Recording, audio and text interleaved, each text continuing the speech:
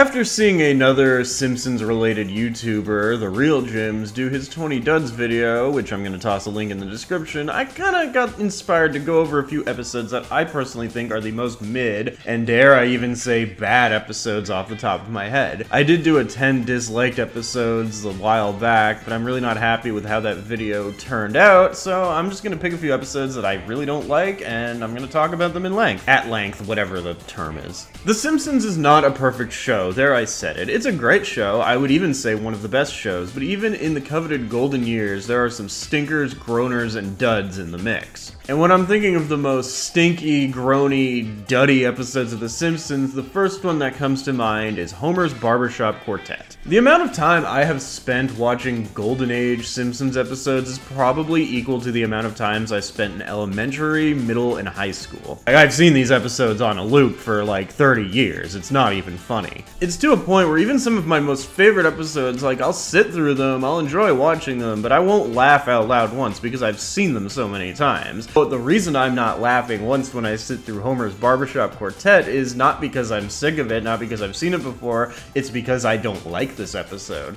It's actually unfair for me to say that because I do actually find a few little jokes they do funny, mostly the stuff surrounding the swap meet that's like the only good part of the episode, and some of the more ridiculous gags found within the main plot, but for the most part I think this is just a dud in the most literal sense. How can it be a dud in the literal sense? I don't know, I'm just using words. The Simpsons is a rare animal in that it has a trait that not a lot of shows similar to it have. It has the ability for even the oldest episodes to remain somewhat relevant in the modern day. Homer's Barbershop Quartet, however, does not have that ability. Everything at the swap meet is pretty good, like there's some funny moments here as I mentioned earlier, but the story really gets going when Bart and Lisa find an old record with Homer on it. And I feel I should note they try to hide the fact that Barney's on the record to kind of protect the twist later in the episode, but they do a terrible job. You can see its face right there. And you're probably asking, why is there a record with Homer on it? Well, considering you're watching a Simpsons YouTuber, I can only assume you've seen the episode already and don't need a synopsis, but yeah, it turns out Homer was a one-hit wonder in the 80s.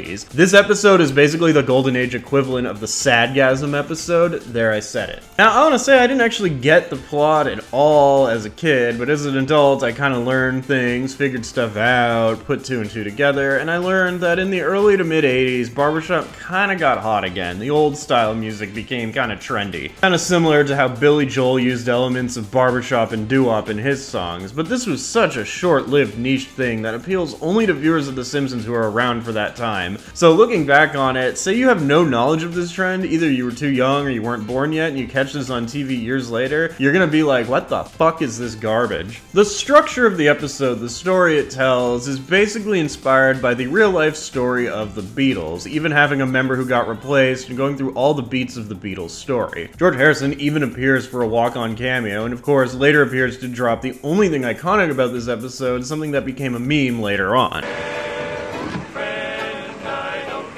It's been done. I don't know what the whole fetish with the Beatles thing is. I'm gonna assume that due to the early years of the Simpsons writing staff mostly being boomers, this is why it kind of went in this direction. As the years went on, obviously more Gen Xers got in, and I think this episode is like a combination of the worst efforts of both. Like, I don't listen to the commentary tracks before I do this, but I'm guessing it kind of went, the boomers want to do something related to the Beatles, and the Gen Xers want to do something 80s related, so we got this halfway compromise that just does not land at all. I respect the Beatles for their contributions to music, but I personally think they suck ass. Like, this episode is a blemish on an otherwise great season because it's just so dull. Like, season 5 is, bar maybe season 7, the most consistently good season in the series run. It's just sad that it gets kind of damaged by this episode, which was a season 4 holdover episode. But what really makes me dislike this episode isn't the fact that it's aged like milk only a few years after it aired. It's not the fact that I couldn't give two shits about the Beatles. I think what makes me dislike this episode is my general disdain for those Simpsons Make It Big episodes. The only one of these that gets a free pass from me is Bart Gets Famous, because it seems almost like a satire of this type of story as well as Hollywood in general. But I already trashed on Dancin' Homer, and you know, I think the concept of a Making It Big episode is just the laziest thing a writer could do. If it's a well-crafted one, sure. If it's a satire, sure. But this is just like, what if we did the Beatles and it was Homer? I don't like this format, because you suspend your disbelief when you watch The Simpsons. I've accepted that. It is a cartoon. It is unrealistic. But I don't know, know, this is just stupid and lazy and cheap, I guess is the best way to describe it. Which then brings me to point B. I didn't even say the first one was point A, but point B is, like, Barbershop became a fad for such a brief period of time in the 80s. I find it hard, even in a show like The Simpsons, to believe that Homer hit Beatles-level status with his fucking doo-wop group. Yeah, I know, Barbershop and doo-wop are completely different things, I just felt like saying doo-wop for some reason. I think the most ironic part about me reviewing this episode is the whole time I was thinking, you know, this would have been a lot better if it took cues from Dancin' Homer. I don't like Dancin' Homer, but I do think the ending where Homer just completely flubs it in front of a major audience and ends up back at the bottom worked within the context of The Simpsons. Like, it could have just as easily been a story where Homer, Apu, Skinner, Wiggum, and then later Barney are doing their barbershop thing at Moe's for fun. And then maybe some record agent is like, hey, you guys are really good. They could have gotten like a guest star to do that. We should try to take you to a bigger stage. And then they do the thing on the bigger stage and it's like, Barbershop, what is this? Is this Disneyland? And then it kind of ends with everybody back to where they were. You know, it just didn't work. It's a ripoff of Dancin' Homer, but I think The Simpsons, you know, has reused plots before, so it wouldn't have been that bad. Definitely wouldn't have been as ridiculous and cheesy as what we got. In fact, you could go ahead and say that my dislike of this episode actually makes me like Dancin' Homer a little bit more. Also, it's pretty funny that I made a Disneyland reference because the singing voices for the B-Sharps was performed by the Dapper Dans, who are a barbershop group that do their thing at Disney theme parks. Maybe I'm going a little too hard on this episode, maybe I'm a little bit nitpicky, maybe you're like, it's just a cartoon, no reason to get mad. It's like, well, I just don't like this episode. Like, even the few humorous moments it delivers are not worth sitting through it. It's just so mid. Like, the best thing I can say about Homer's Barbershop Quartet is that it's at the beginning of Disc 1, so I can just start at Cape Fear and go through Season 5, and Cape Fear is like one of the all-time great episodes. And if you're doubting the fact that this was a lazily written episode that was only made because the writers wanted to give the Beatles a suckfest, they show Santa's little helper in a scene depicted before they actually got him. Like, I hate this episode. So you're probably wondering what I'm gonna rate this piece of shit. I can't give this episode any more than a 2 out of 10, and that is being generous. I think it might actually be my lowest rated episode so far. I hate this episode. The only thing keeping it from being a flat 0 out of 10 is the swap meet portions and the odd funny moment in the main plot. But as Ralph said in Camp Krusty, he's still funny, but not ha-ha funny.